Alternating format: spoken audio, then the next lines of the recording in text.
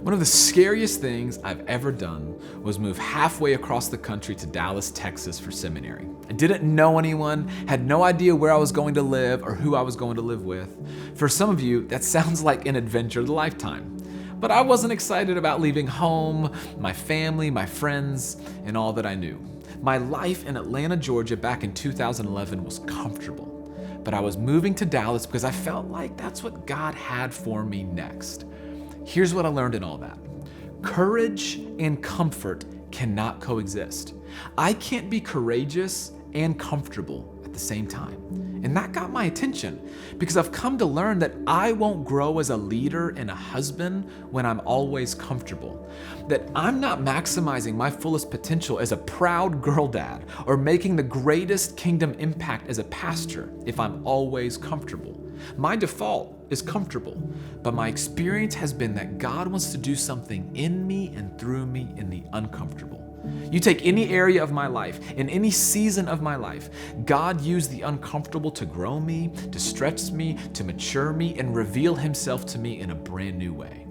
In the Gospel of Matthew, there is this famous story of Peter walking on water. I'm sure you've heard it, especially if you grew up in church.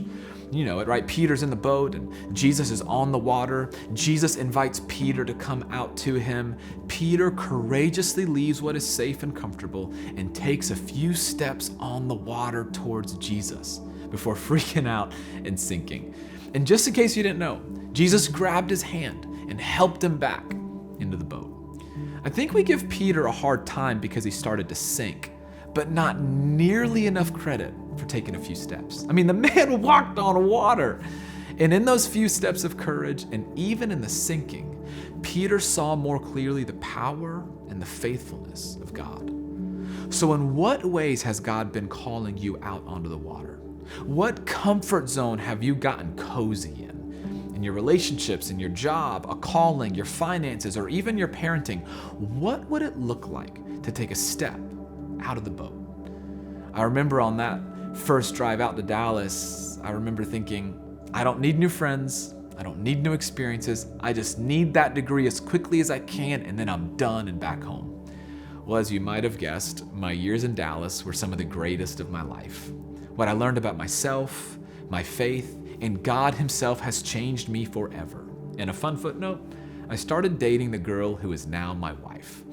Needless to say, I'm so glad I took a step out of the boat. And today I want to encourage you to do the same, because there is a God who is faithful that wants to do a work in you and through you.